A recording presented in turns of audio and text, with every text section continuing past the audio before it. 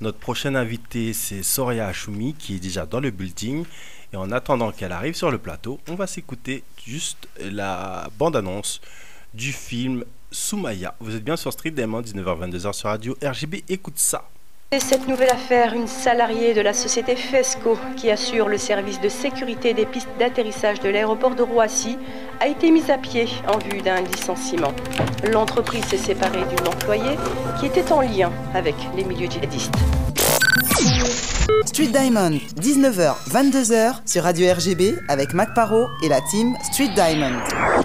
Vous êtes bien sur Street Diamond, 19h, 22h sur Radio RGB 99.2 FM bien sûr et Radio RGB.net. Vous pouvez aussi nous écouter sur streetdiamond.fr, n'est-ce pas? Vous pouvez aussi vous rendre sur iTunes, Deezer, Spotify, qui sont nos amis, n'est-ce pas? Vous allez chercher les podcasts, vous tapez Street Diamond, vous aurez toute la liste avec les Tiwoni, avec je ne sais qui encore, pas mal de gens, Néline Verdeuil, l'historien qui était passé parmi nous, et pas mal de gens. Et en plus de ça, depuis quelques instants, depuis quelques semaines maintenant, Deezer nous met en avant. Donc voilà, big shout out à Deezer qui nous met un petit peu en avant sur les réseaux. Donc allez-y, donnez-nous du love, cliquez. Même moi, j'ai regardé les stats du site. Je fais, hey, il y a du monde qui passe comme ça. Voilà, merci Deezer. Merci. Donc allez-y, n'hésitez pas. Et oui, on écoutait auparavant la bande-annonce du film Soumaya et on est ravis, honorés de recevoir Soraya Achoumi dans le building. Soraya, comment vas-tu? Bonsoir à tous. Je vais très bien. Il fait beau. Il fait beau. C'est un vrai truc. Vive Paris. Ouais. Quand il fait beau. Ouais. C'est encore mieux. Donc on est là pour parler justement de ce film Soumaya, réalisé par Wahid Khan et Ubayada Abou Oussaid, et justement écrit par Mariam Oussaid et Ubayada Abou Oussaid. Et justement, c'est un film qui a touché beaucoup de gens. Et ici nous en a bien parlé parce qu'elle est bien partie voir ce film, n'est-ce pas? Et nous-mêmes, ça nous a touché parce que justement, ce film repose tout simplement, je ne sais pas si tu as envie de pitcher succinctement ou pas, ou je le fais. On peut le faire ensemble, go. Ou voilà, je vais le faire parce que pour bien vous mettre dans le truc, je vais le faire comme à la sauce Street Diamond, n'est-ce pas? Donc voilà, donc le scénario est inspiré de faits réels et montre l'envers du décor de l'état d'urgence dans lequel a été plongée la France de 2015 à 2017 suite aux attentats qui ont touché la rédaction de Charlie Hebdo, allant de la perquisition abusive au licenciement subi par beaucoup de concitoyens français. Soraya Achoumi interprète Soumaya, une cadre et mère seule qui se voit licenciée après 14 ans de bons et loyaux services sans aucun motif, du moins jusqu'à ce qu'elle allume sa télévision. Donc, c'est là, le pitch du film est là. Donc, elle allume la télévision et là, cette femme qui est cadre, donc c'est pas rien dans une entreprise, apprend les raisons pour lesquelles elle s'est fait virer. Ouais, les dites raisons de son licenciement. Et à savoir que cette partie du film, c'est ce petit pitch, et ce qui est intéressant, c'est que justement... Ubayada Abou Oussaid avait rencontré, donc l'un des réalisateurs et auteurs du film, avait justement rencontré une femme qui avait été licenciée d'une compagnie de la même manière, et donc c'est de là aussi où a pris corps le film dans sa tête. La fameuse Soumaya. Exactement. C'était au départ une histoire vraie. Donc cette dame s'est retrouvée du jour au lendemain donc licenciée avec un motif visiblement qui évoquait une faute lourde dont elle n'avait absolument pas connaissance, et elle apprend donc ce licenciement qui serait donc lié d'après les médias pour elle à une relation avec des réseaux djihadistes, et elle apprend cette information à la télévision avec sa famille, en présence de sa mère, de son frère et de sa fille. Donc c'est un vrai moment qui a touché la France déjà à l'époque. Après coup, il y a eu des reportages qui sont passés à la télé, on a vu pas mal de choses. Mais déjà, à l'époque, on était vachement touchés parce que l'état d'urgence faisait que, carrément, certaines personnes ne pouvaient même plus sortir de chez elles, de manière complètement arbitraire. Ouais. C'est-à-dire que du jour au lendemain, par rapport à ta religion, on décidait que tu devais rester chez toi. Toi, comment toi qui as assisté à la projection, comment tu as vécu tout simplement ce film? Bah, vraiment, comme je dis, c'est comme si on pouvait, d'un œil bien scruteur, curieux, s'immiscer derrière, chez les gens. Parce que oui, comme on dit, nous, on lit des articles, on voit ce qui se passe. On nous dit à Saint-Denis, ils sont allés, ils ont bloqué chez quelqu'un, ils ont fait sauter l'appart de la fille qui habitait l'étage du dessous parce qu'ils voulaient aller chez le gars d'à côté, alors qu'elle, elle est... Voilà, on voit des choses, ça nous touche. Mais oui, effectivement, ce qu'on va voir avec le film Soumaya, c'est la vie de cette femme, à travers cette femme, et pas qu'elle d'ailleurs, puisqu'il y a d'autres intervenants qu'on rattache à Soumaya le rôle principal, mais qui nous permettent aussi, de voir d'autres gens, comment ils subissent eux aussi parce qu'il y a eu divers cas, voilà, il y a divers cas, en fait, il n'y a pas eu que ce cas-là, bien sûr. C'est tentaculaire. Voilà. Donc, à partir du moment où on a décidé ou estimé que quelqu'un était fiché S ou était XYZ, toutes les personnes qui l'entourent vont avoir le même problème. Donc, on va voir comment sa fille le prend, comment son frère le prend, comment ses amis, comment sa famille, même comment... Les gens doutent aussi d'elle, même les plus proches, parce qu'à un moment donné, c'est la télé qui le dit. Et là, on est avec elle dans ses démarches, parce qu'à un moment donné, elle ne sait plus vraiment trop vers qui se tourner. C'est quand même une femme qui a de la poigne et qui va donc aller se retourner vers une association. Alors, je ne sais plus bien, je vais dire des bêtises. C'est le CCIF. Merci. Qui va l'aider pour avoir un droit de réponse, parce que oui, il ne faut pas non plus que... elle part comme ça, comme si elle n'était jamais venue. C'est pas comme ça que ça se passe en France. Quand on te licencie, quelles qu'en soient les raisons, on fait... Ainsi, la preuve. On fait des choses. Voilà. Et donc, dans ce film, on voit... moi, j'ai trouvé ça très... c'est très touchant. Soraya, à quel moment, quand tu découvres ce scénario, qu'est-ce qui t'a donné envie de participer à ce projet ? J'ai toujours été habitée par les problèmes d'injustice. Je crois depuis toute jeune, j'ai toujours eu un problème avec ces notions-là. Ce qui m'a interpellée, c'était au départ la réalité du récit. Donc une histoire vraie. Je pense que le fantasme personnel, honnêtement, de tout comédien ou de tout acteur dans ce pays ou ailleurs, c'est de pouvoir un jour interpréter un personnage, d'interpréter un rôle qui raconte l'histoire vraie d'un individu. Et il y avait cette dimension humaine, de dignité, de justice. Et puis il y avait quelque part aussi ce message fondamental qui est... Il est indispensable que les citoyens français aient conscience de leurs droits, qu'il y a des procédures à respecter, que tout n'est pas possible. Et que c'était... Moi, ce qui m'a interpellée aussi, c'était le message... C'est pas vraiment ce qui est dit dans le film, mais ce que moi j'ai ressenti, c'était cette prorogation d'état d'urgence qui était assez constante. J'ai pas ressenti les gens très alarmés par rapport à ça. J'ai eu le sentiment que c'était totalement légitime. Les gens avaient peur. On était dans un tel climat anxiogène qu'il était légitime pour les gens que l'État prenne la décision de proroger cet état d'urgence. Sauf qu'on a tendance à oublier que c'était au départ un régime d'exception. C'est un régime d'exception. Donc, régime d'exception à situation exceptionnelle. Qui a été prorogé de façon assez constante jusqu'au final à rentrer dans le droit commun. Ouais. Et je pense que les gens n'ont pas réalisé la gravité de cette décision qui a été votée à main levée à l'Assemblée. Moi, je l'ai vue en direct à la télé, j'étais complètement soufflée. Parce que c'est ce qui permet aujourd'hui, c'est marrant parce que le film fait écho à ça aujourd'hui aussi, c'est ce qui permet de comprendre pourquoi il est aussi facile aussi de pouvoir déférer, par exemple, des individus qui participent aux manifestations des Gilets jaunes aujourd'hui, ou qui vont être fichés pour le simple fait d'être venus manifester à plusieurs reprises. On identifie les gens assez rapidement aujourd'hui, et ces mesures qui sont mises en place lors de l'état d'urgence ne sont pas des mesures, logiquement, qui devraient répondre à un climat classique. Et puis derrière, il faut se rappeler que malgré la prorogation de l'état d'urgence, il y a eu d'autres attentats qui ont suivi. Donc, est-ce que finalement, les citoyens français ont été plus en sécurité ? On peut se poser la question, et c'est un peu la question qu'on pose aussi dans ce film.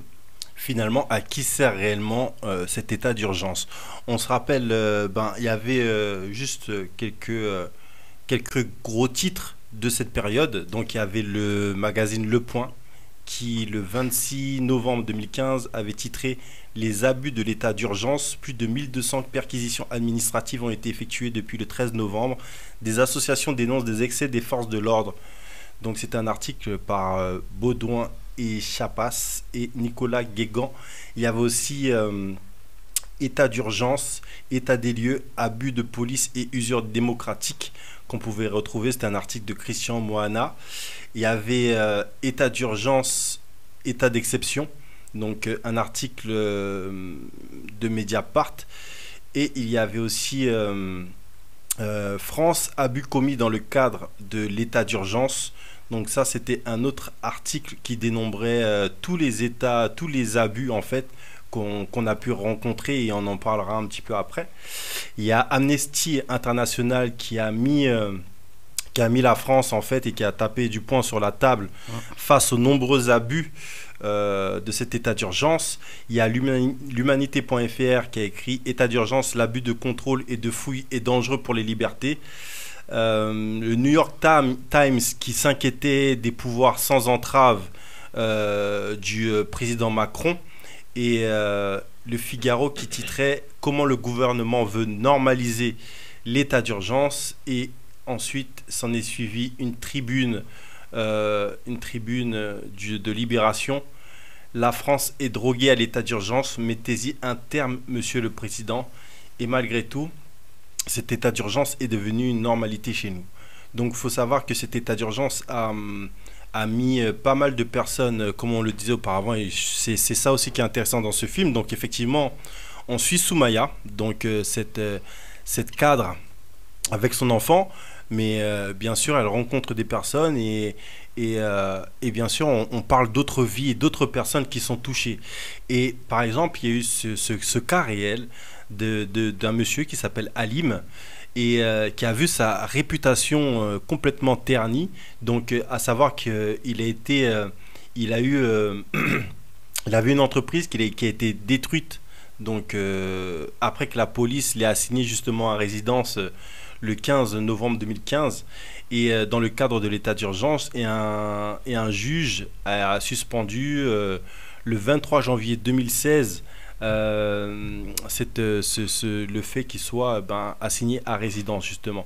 Donc ça, encore une fois, c'est des choses, quand tu es gérant d'une entreprise, devoir rester chez toi pour gérer ton entreprise, c'est juste un truc qui est pratiquement impossible pour beaucoup d'entrepreneurs. C'est briser des vies. Parce qu'en France, tout le monde, les entrepreneurs sont pas tous dans des grands groupes, tu vois ce que je veux dire? C'est-à-dire que tu peux être un patron d'une petite entreprise, et toi, tu n'es pas là. En gros, tu es le salarié principal, il n'y a plus d'entreprise. Plus rien ne tourne si tu n'es pas là. Exactement. Donc, il y avait aussi, dans cet article, il y avait ça aussi qui m'a pas mal touché, c'était la France a la responsabilité de garantir la sécurité publique et d'essayer d'empêcher de nouvelles attaques. Mais la police a usé de ses nouveaux pouvoirs liés à l'état d'urgence de façon abusive, discriminatoire et injustifiée, a déclaré Isa Lektas, chercheuse sur l'Europe de l'Ouest à Human Rights Watch. Ces abus ont traumatisé des familles et ont entaché des réputations, donnant l'impression aux personnes ciblées d'être des citoyens de seconde zone. Et j'ai l'impression que c'est de complètement ça dont on parle aussi dans le film, parce qu'on se rend compte que même dans la bande-annonce, parce que moi je dis clairement, j'ai pas vu le film, mais ce film, quand rien que la bande-annonce m'avait déjà touché à l'époque, et quand on voit cette personne qui se pose devant Soumaya et qui lui fait comprendre que voilà quoi, tu fais plus partie de cette société, mais c'est normal, regarde-toi quoi, tu vois, et tu te dis comme si en fait il y avait une différence de classe. Et en fin de compte, on est tout à fait là-dedans. Et même, tu sais, tu parlais des gilets jaunes. Les gilets jaunes, on est un petit peu plus dans une lutte des classes, en fait, plus qu'autre chose. Donc là, dans ce film, j'ai l'impression qu'il y a un peu de ça. Mais il y a aussi beaucoup de discrimination, forcément. Parce que, qui dit... on avait reçu aussi... Et c'est pour ça que ce sujet aussi nous intéresse sur Street Damon. Parce que je ne sais pas si vous vous rappelez, je sais que j'ai l'habitude de lier pas mal de choses. Oui. Mais on avait reçu Marie Da Silva, qui est coach en guerre contre le racisme et le sexisme en milieu professionnel. Et elle nous avait raconté cette histoire où elle avait une cliente qui l'avait appelée en pleurs, en panique, dans le parking de son boulot, parce qu'elle avait été vue par un collègue alors qu'elle portait le voile quand elle arrivait au boulot, et qu'elle n'a pas eu le temps de l'enlever, parce qu'en fait, à chaque fois qu'elle arrive au boulot, elle enlève son voile et tranquille, elle va faire sa journée de taf.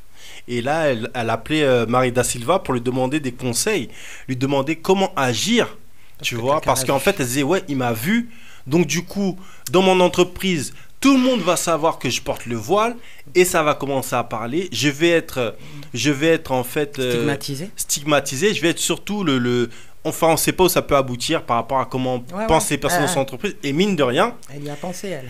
Même nous, tu vois, on entend ça, on se dit, mais c'est chelou, pourquoi elle pense comme ça? Mais je sais pas comment est son entreprise, mais si elle pense comme ça, comme ça, c'est qu'elle connaît peut-être. Voilà, on n'a pas les mêmes. Moi, je suis super surprise parce que c'est exactement. On a reçu quelqu'un qui nous en a parlé. C'est exactement de cette façon que les choses se sont déroulées pour le personnage dont est inspirée l'histoire vraie, qui a vécu les choses en fait. C'était une personne qui portait son foulard effectivement dans la sphère privée. Mais lorsqu'elle arrivait au travail, il l'enlevait. Et c'est visiblement lors d'une rencontre avec un de ses collègues dans un parking, quand elle rentrait dans sa voiture, en se recouvrant la tête, effectivement, je pense qu'elle s'est sentie dépassée par la situation parce qu'elle appréhendait ce qui pouvait se passer par la suite. Et puis sans oublier qu'il y avait eu cette plateforme de signalisation qui avait été mise à disposition sur le site du gouvernement, donc mise à disposition des citoyens qui pouvaient à tout moment signaler un individu. Alors je me souviens, il y avait 4-5 critères qui étaient la barbe, la tenue vestimentaire, le fait de serrer la main aux femmes ou pas, et éventuellement de fréquenter une mosquée ou pas. Donc c'est assez arbitraire, hein. Je pense qu'on ne sait pas grand-chose des gens quand on peut envisager de signaler des individus proches d'un milieu terroriste, juste en se basant sur de simples critères physiques ou vestimentaires. Et je pense que c'est ce qui s'est passé, enfin c'est ce qui s'est passé en tout cas pour cette personne. Elle soupçonne fortement ce collègue de travail justement, qui après l'avoir croisé dans un parking, donc c'est pour ça que je suis assez surprise. Bah oui, parce que finalement on ne parle pas de la même personne. J'ai vu ça dans cet extrait, et justement, ce qui est intéressant par rapport à tout ça, parce que c'est pour ça que je suis parti chercher loin, parce que cette émission, elle date de 2015. Mais du coup, ça te l'a rappelé non, pas de 2015. C'était il y a un an et demi. C'était il y a un an et demi, un an et demi. 2016, un an et demi, 2 ans. 2017. Et donc, ça a fait directement écho, en fait. Oui. Et quand je suis parti chercher dans nos archives, et justement, la chose qui s'est passée, elle lui a dit, écoute, déjà souffle. T'es dans ta voiture, souffle. Elle a dit maintenant, qu'est-ce que tu veux faire? Parce que, comme elle disait Marie da Silva, c'est elle qui a le choix, c'est elle qui est, en gros, c'est elle qui est dans l'entreprise. Et donc, elle lui a donné son point de vue. Elle a dit, ok, je suis d'accord avec toi. Donc, ce qu'on va faire, c'est que tu vas te mettre bien comme jamais. Tu vas aller rejoindre le Gérard, là, avec tous les autres, parce qu'ils sont en train de parler, là, devant la machine à café. Tu vas aller les voir, et tu vas leur dire, alors, comment tu me trouvais avec mon foulard? Tu préfères comme ça? Elle n'a pas dit foulard, elle a dit le mot avec mon fichou, elle a utilisé un terme comme ça. Comment tu me trouvais? Tu trouves que ce serait mieux si je l'attachais comme ci, si je l'attachais comme ça? Et en fait, paf, elle a désamorcé, elle a cassé le truc tout d'un coup. Et voilà comment c'est passé. Et en fait, après, Marie da Silva, bien sûr, travaille sur d'autres cas aussi, que ce soit lié à la religion, mais pas simplement, mais aussi au racisme et tout, etc.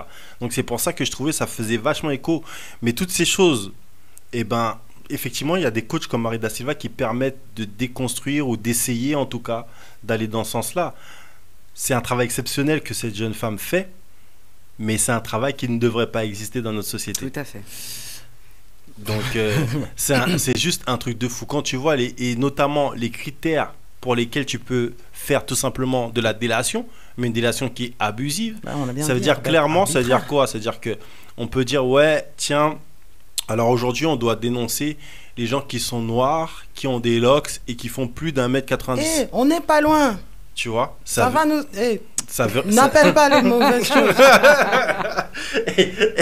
Ici. Non, parce qu'on est bien en France et c'est ça qui est malheureux. Non, mais on fait pas 1m90 et si, c'est pas grave. Ouf alors. Mais c'est on en est loin alors. C'est ce qui est malheureux en regardant ce film, parce que oui, on est en France et il y a plein de minorités qui subissent chacune, et même pas forcément des minorités, des femmes, des hommes, on va déjà faire un moite-moite, qui subissent quotidiennement des petites attaques, mais là, c'est quand tu es déjà noir, que tu sais, quand tu vas aller quelque part, que si tu es noir, peut-être que on va pas te laisser rentrer tout de suite, que si tu es une femme et en plus noire, tu vas aller moins vite. Nous, on a entre guillemets, quand je suis noire et pas musulmane, j'ai mon regard sur ce qui se passe en France et ce que vivent nos concitoyens. Avec ce film, effectivement, j'ai un autre regard sur ce que vivent mes concitoyens musulmans.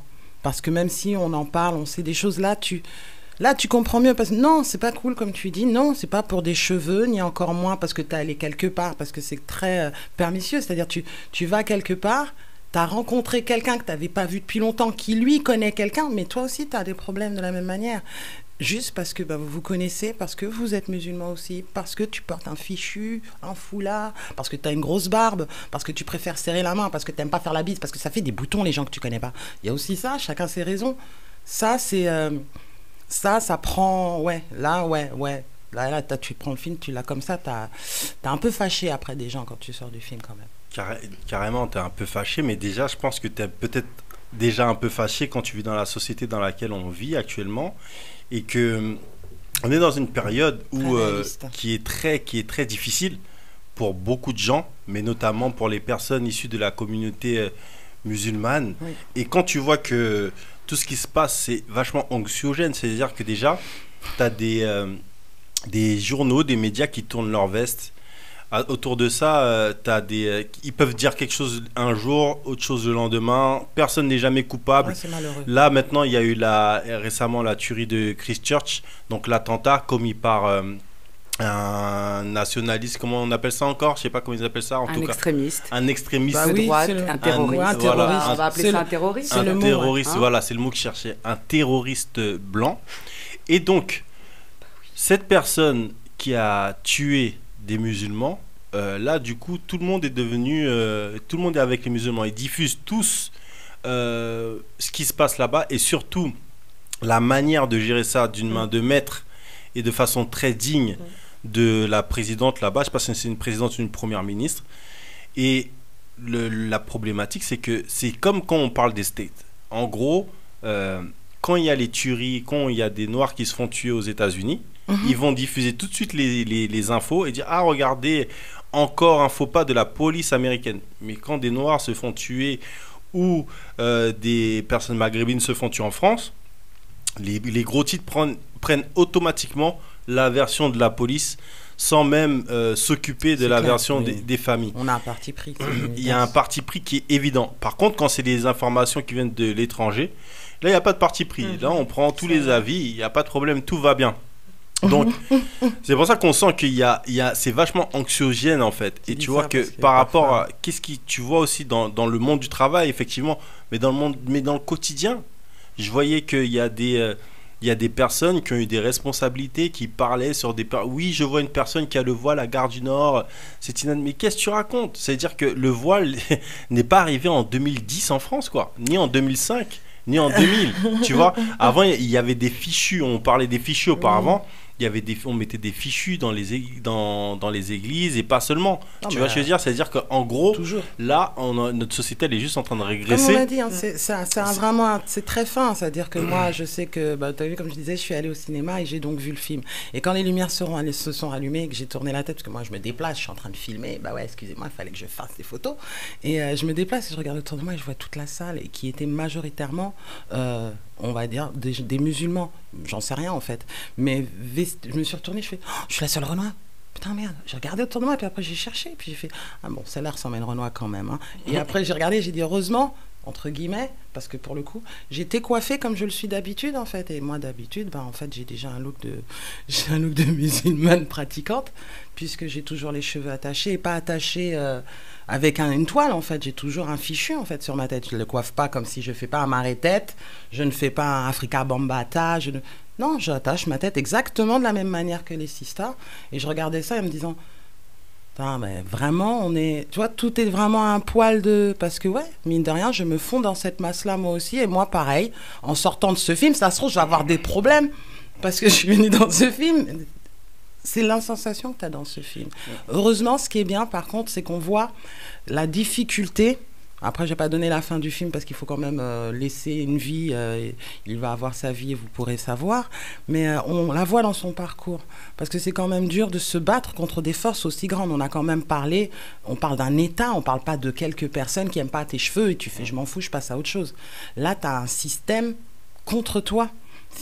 Comme tu disais tout à l'heure, comment tu manges, puisque tu as pu travailler, les indemnités, comment tu retrouves un nouveau boulot? Parce que merci, je suis passée à la télé, il paraît que personne ne veut me rembaucher. Que...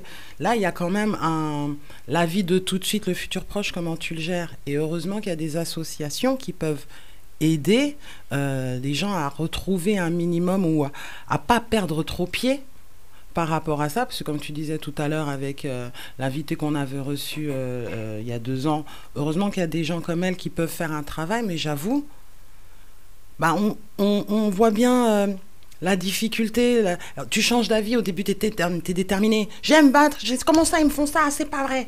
Puis après tu vois que c'est dur, tu dis non mais je vais me calmer un peu parce que quand même ouais c'est relou. Puis après tu vois même des fois tu as des gens de ta famille qui disent calme-toi, laisse ouais, couler, laisse glisser, c'est exactement ce qui se passe dans le film avec Soumaya et sa maman qui elle est effrayée justement par cette machine judiciaire qui peut s'enclencher, les conséquences qui peuvent en découler et qui ne veut pas que sa fille entame des procédures.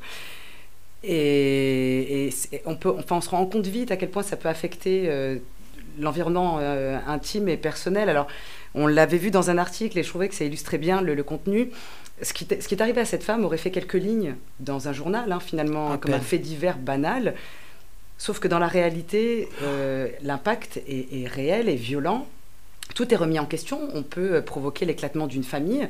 Comme tu le disais juste avant, quand on est assigné à résidence, devoir pointer 3 fois par jour dans un commissariat, c'est quand même pour soi, il y a un sentiment d'humiliation, une perte de dignité, le doute que ce genre de situation sème dans son propre entourage.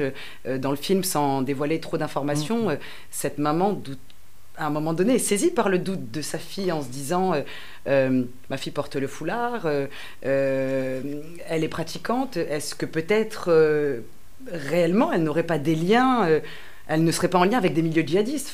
Quand on a ses proches, sa propre maman ou son...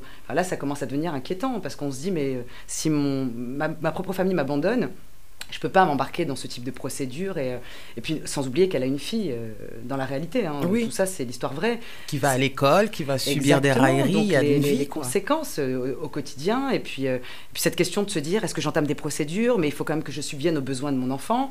Mais est-ce que j'en ai les moyens? Et puis, effectivement, c'est le CCIF, donc ce collectif contre l'islamophobie en France, qui lui offre cet outil juridique qui permet effectivement d'aider des citoyens français de confession musulmane qui se retrouvent dans ce genre de situation. Et je voudrais juste faire une petite parenthèse. On est plus que dans un climat anxiogène puisque depuis une semaine, à la suite de Christchurch, je ne sais pas trop ce qui se passe, mais il faut savoir qu'il y a eu une agression sur le chantier d'une mosquée où du sang a été déversé avec une tête de porc tranchée. 2 femmes voilées ont failli se faire écraser dans la nuit, je crois, de lundi à mardi, par une voiture dont l'une des 2 a été légèrement blessée, une autre a subi des agressions verbales. Je pense qu'il faut commencer à se poser des questions sur les conséquences, sachant que le terroriste de Christchurch s'est revendiqué de l'idéologie nazie française. Et oui, il ne faut pas oublier que ce terroriste a été très inspiré par ce qui se passait en France. Donc en gros, c'est un peu le digne héritier de tous ces médias qui ont mis en avant d'une certaine manière... de tous ces médias qui ont mis en avant les actualités d'une certaine manière, parce qu'en gros, j'ai déjà vu sur YouTube des gens d'extrême droite faire des vidéos où ils racontaient que la France était assiégée par les musulmans, etc., Le grand remplacement. Oui, le grand remplacement, tout ça. Mais les gens te font des vidéos et te disent que Paris est en émeute. Même que ce soit des gens en France ou des gens aux States et qui te racontent des trucs que toi tu habites à Paris. Tu vas au taf à Paris, t'es au calme. Ah, l'information. Et là, les gens, et des vidéos qui sont vues à des millions et des millions de vues, sûr, tranquillement. Donc, en gros, tu vois, on fait et quand tu rencontres, en fait, quand j'étais petit, je pensais que, tu vois, tu idéalises un peu le monde, parce que quand t'es petit, on t'apprend toujours qu'il y a une hiérarchie. Il faut respecter les grandes personnes. Tu sais, c'est les mots qu'on te dit. Il faut respecter les grandes personnes. Donc, les grandes personnes, elles ont raison. Tu vois, les grandes personnes, tu les écoutes, elles te disent, et tu vois, le président de la République, les médias. Tu vois, parce que toi, tu vois, quand on te parle des journalistes, le premier journaliste que tu vois, t'as un peu le mec avec un peu son low blouson, tu vois, avec son chapeau, à l'ancienne, quoi. Le mec, le reporter qui va chercher les infos, avec son impair qui va chercher les infos et son petit carnet de notes et tout. Tu vois, le mec qui est déter. Il est un peu en galère dans sa vie, sa femme, elle est pas trop sur lui parce que voilà. Mais le gars qui charbonne. Et tu vois, tu as toute cette image. Et le président de la République, tu te dis, et même les ministres, etc., tu te dis, ouais, en fait, ces gens-là, en fait, sont au-dessus parce qu'ils recadrent, en fait. Quand ça part en vrille, ils permettent, en fait, Ce qu'on appelle à tout le monde de se rassembler, en fait. C'est-à-dire que quand tu te rends compte qu'il y a telle et telle chose qui partent en vrille, et ben, en fait, ils permettent de remettre les choses d'aplomb et droit et de rassembler tous les Français ensemble. Et en fin de compte, quand tu es maintenant avec l'âge que j'ai, tu te rends compte que les mecs, en fait, ils font que surfer. Ils sont que en train de surfer sur des vagues. Divisés. Oui, mais dans leur surf, t'inquiète, hein. Qu'ils soient racistes, qu'ils soient pas racistes, ils en ont rien à faire. Ils sont en train de surfer. C'est-à-dire que là, il y a des électeurs qui sont puissants du côté extrême droite. Ils vont tous pencher vers l'extrême droite, au calme, tu vois. Et ils vont tous aussi. Regarde, les mots sont importants. Quand les politiques comme Emmanuel Macron, tu sais qu'ils auraient pu faire des discours. Emmanuel Macron, jusqu'aujourd'hui, moi je regarde pas, j'évite de regarder trop tout et n'importe quoi à la télé et tout et n'importe quel discours. Parce que pour moi, pour l'instant, ils sont faibles. Mais même des gens comme Charles de Gaulle qui ont commis des crimes aussi, Les présidents. qui ont commis des crimes, ont fait des grands discours. Aujourd'hui, Emmanuel Macron n'a fait aucun grand discours. Il aurait pu faire des grands discours très simples. Très très simple. Juste un discours comme Barack Obama quand Barack Obama il est élu. Et quand il dit que lui, il n'est pas le président des Afro-Américains ou d'un tel, il est le président des Américains. Et ça, ce discours-là, il n'a pas eu. En même temps, bon, après, Par contre, il a eu un discours sur l'économie. Voilà, mais déjà, c'est l'ami des finances. On est en France et il n'est pas métis, il est blanc, il est homme. Il n'a décemment pas besoin, par rapport à Obama, de dire « Vous inquiétez pas, je suis pas pro-black. Je m'occuperai de tout le monde. » Ouais, mais son peuple, il est divisé à cette heure-ci et la division, il le sait parce qu'il profite de cette division pour aller chercher des électeurs à l'extrême droite. C'est ce qu'il faut. Donc à un moment donné, quand tu sais qu'il y a les pensées de ton pays vont dans un sens où tout le monde est tout le monde est divisé, et cette division-là, elle peut aller très loin. L'extrême droite a fait partie. Après, on va pas sortir des chiffres, on n'a pas, mais bon, ça fait partie de la France. Aujourd'hui, bien sûr. Et aujourd'hui, tu te rends compte que, en plus ça, là récemment, là, il y avait une interview de Jean-Marie Le Pen là, par Hanouna et ses potes. J'ai vu sa fille à Mayotte avec l'ensemble. Là, on lui a mis bien le pagne. Elle est partie porter le pagne à Mayotte. Enfin bref. Et dans ce zouk aussi, elle a dansé le zouk, là, elle a Mayotte en pagne. Les gens, ils changent pour pouvoir. Enfin bref. On s'éloigne. Je rappelle que vous êtes bien sur Street Diamond, 19h-22h sur Radio RGB, et qu'on est avec Soraya Achoumi et qu'on parle du film Soumaya. Et justement, par rapport à tout ce climat qui est en France, tout ce qui est en train de se passer, il y a plein de choses positives aussi, hein, mais vraiment ce film-là, il est très important, je pense. Et c'est vraiment un film qu'il ne faut pas prendre à la légère, parce qu'on est vraiment tous concernés par tout ça. Parce que concrètement, tout le monde peut être à la place de la communauté musulmane. Tout le monde est visé. C'est-à-dire qu'à partir du moment où tu peux me permettre, parce que j'aime pas trop ce terme-là, et puis vraiment ça fait partie tu peux y aller. Des choix. Il n'y a pas de communauté musulmane. Non. C'est ça, merci. Il n'y a pas de communauté musulmane, il n'y a pas un bloc. Il n'y a pas un bloc d'individus qui pratiquent sa foi de la même façon, qui s'habillent de la même façon. On a des femmes de confession musulmane qui portent le hijab, donc le voile, d'autres qui ne le portent pas.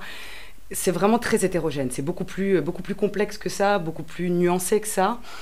Moi, j'ai fait ce film-là pour raconter ce qui peut arriver dans la sphère dans la sphère intime de la vie d'une femme qui est confrontée à une injustice sociale, légale, et de quelle façon ces gens-là, donc cette femme comme n'importe qui, à un moment donné mène ce combat pour que n'importe quelle femme puisse s'identifier, qu'elle porte un foulard ou pas. Et c'était honnêtement le message principal. Et il y a une chose qui a été dite quand on a fait la première projection, enfin la deuxième projection à laquelle Aïssi a assisté. J'ai le souvenir d'une femme, moi c'est le message qui m'a marqué, qui disait « Merci de nous avoir fait passer pour des gens normaux ». Ouais.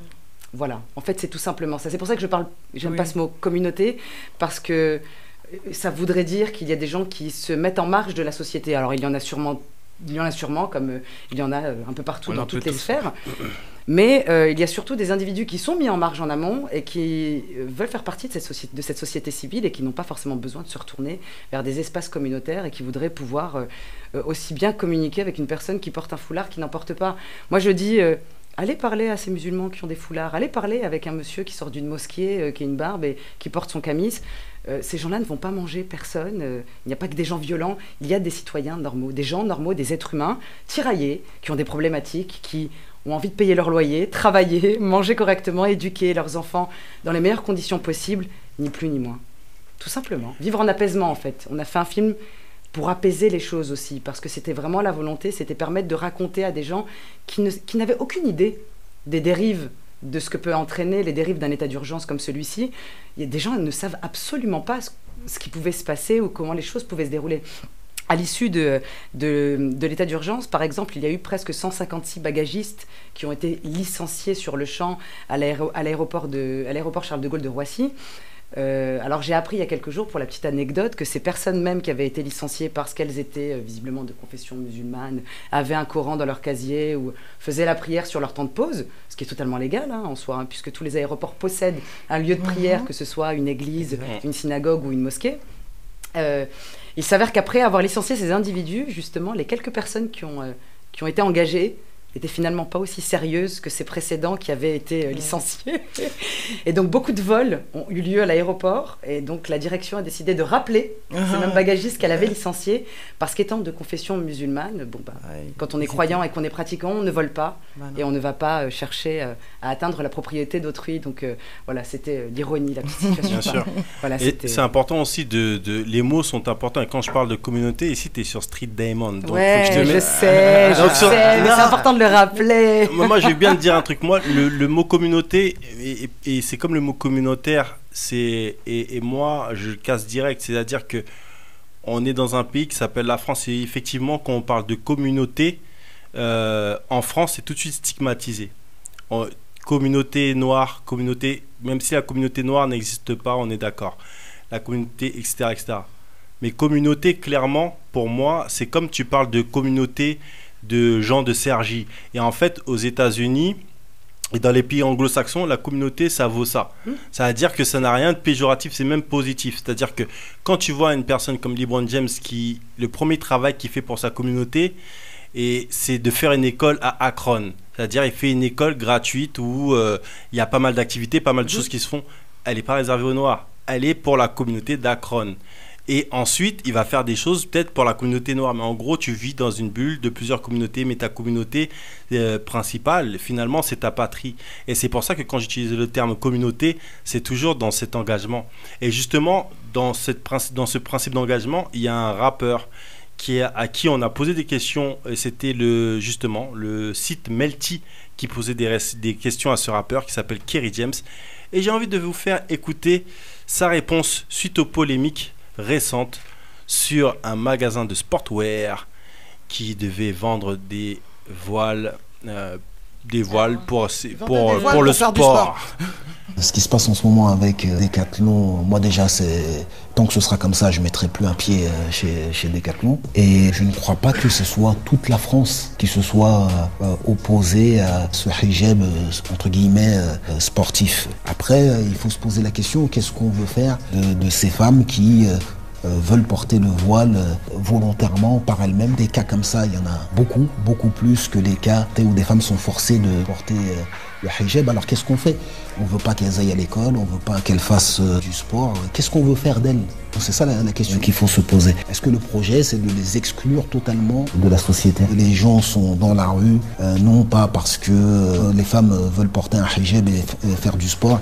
Ils sont dans la rue parce qu'ils ont faim. Ils sont dans la rue parce qu'ils perdent leurs acquis sociaux. C'est ça qui les a poussés dans la rue, et ça n'inversera pas la tendance.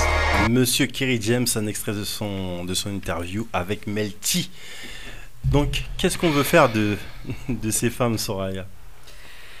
Les laisser vivre avec leurs aspirations, leurs désirs, leurs envies, tant qu'elles respectent le cadre de la loi. Pourquoi chercher à braver les libertés individuelles d'un tel ou d'un tel, que ce soit les femmes voilées, que ce soit les homosexuels, que ce soit les Noirs, les Français de confession maghrébine. Enfin, moi, j'ai un vrai problème avec ça, qu'on foute la paix aux gens, quoi. Et puis qu'on se concentre effectivement, comme le dit Kerry James, sur le niveau de vie, qu'on essaie de réduire toutes ces disparités et ces difficultés qu'on rencontre aujourd'hui quand on voit que le pays s'appauvrit, enfin que les populations s'appauvrissent, que les plus riches, je crois qu'ils correspondent à 1%, un peu moins d'1% de la population, sont de plus en plus riches. Moi, je suis plus inquiète par le rachat de ces groupes, de toutes ces marques, le rachat de la presse, de certains organes de presse, certains organes de radio qui se concentrent les uns derrière les autres entre quelques industriels, quelques milliardaires français. Moi, c'est, ça qui m'inquiète plus que le reste. Ce qui m'inquiète aussi, c'est de me rendre compte aujourd'hui de toutes ces réformes judiciaires, parce que j'ai mis le nez dans le droit, que je suis passionnée par la loi. J'invite les gens vraiment à se poser les questions et à se dire qu'est-ce qui se passe pour nous aujourd'hui? Et je pense qu'aujourd'hui, beaucoup de gens qui se mobilisent et qui ont le sentiment de ne plus être réellement en démocratie. Enfin, finalement, si tant est qu'on ait déjà une réelle définition et expliquer aux gens, aux citoyens français, de ce que c'était que la démocratie, quels sont ses piliers, pourquoi il existe des ministères régaliens, et l'intérêt de devoir parler de tout ça, d'expliquer tout ça, parce qu'on ne pourra pas régler le problème en se contentant de dire que Macron est le président des riches, que ceci, que... Là, il y a des élections, par exemple, européennes, il y a un enjeu, personne n'en parle, personne n'a l'air de se rendre compte que les élections européennes sont aussi importantes que les élections présidentielles, que les élections législatives, donc d'un point de vue local, sont aussi importantes que les élections présidentielles. Quand il y a une mesure qui est prise dans un département, alors je prends une ville du Val-de-Marne, je prends Créteil par exemple, c'est le maire qui prend la décision de réduire des subventions, de supprimer tel ou tel acquis. C'est pas le président du pays qui le décide. Donc je pense que la conscience politique, il y a une envie, mais il y a une vraie carence. Ça manque crucialement d'informations de ce côté-là. Je pense qu'il y a une vraie flamme intellectuelle. Les gens préfèrent regarder des résumés ou des infos en non-stop. Ça, très courte. D'ailleurs, c'est pour ça qu'on n'est plus dans la nuance, parce qu'on est dans l'information extrêmement rapide aujourd'hui. Il n'y a plus de hauteur, tout est dans l'émotion et uniquement dans l'émotionnel. Donc tout est anxiogène. Non, je pensais plus à des gens qui ont envie de regarder Enquête criminelle ou C8, touche pas à mon poste, pour se détendre, parce que je pense qu'au quotidien, les gens sont tellement fatigués que quand ils rentrent, effectivement, peu n'ont pas envie d'aller savoir ce qui se passe.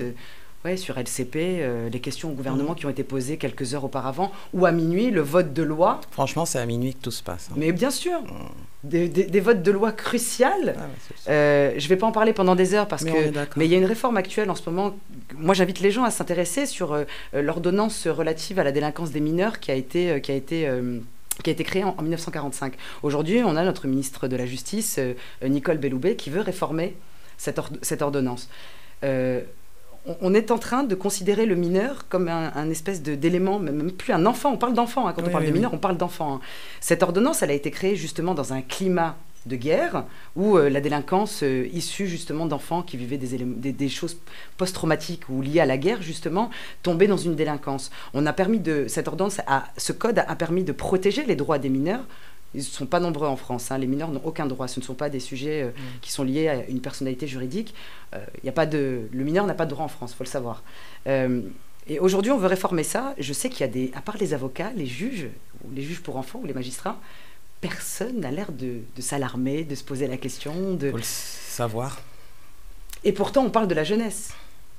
On parle juste de la jeunesse, on parle des générations qui arrivent, on parle des générations futures, on parle peut-être de vos enfants, des miens plus tard, je ne sais pas, mais on est en train de parler de la jeunesse. Ça revient à dire ce que disait Mac tout à l'heure sur le traitement de l'information, comment elle nous est proposée aussi. Totalement. Parce qu'on va nous en parler, mais une demi-ligne, tout à fait, avec un compte-rendu positif de quelque chose pour qu'on ne nous alarme pas et on va tourner de l'œil, on va pas...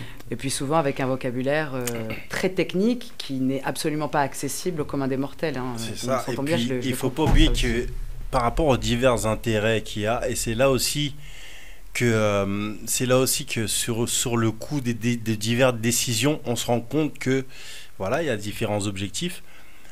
En France, actuellement, les prisons sont bondées, et qu'actuellement, ils ont envie de construire d'autres prisons.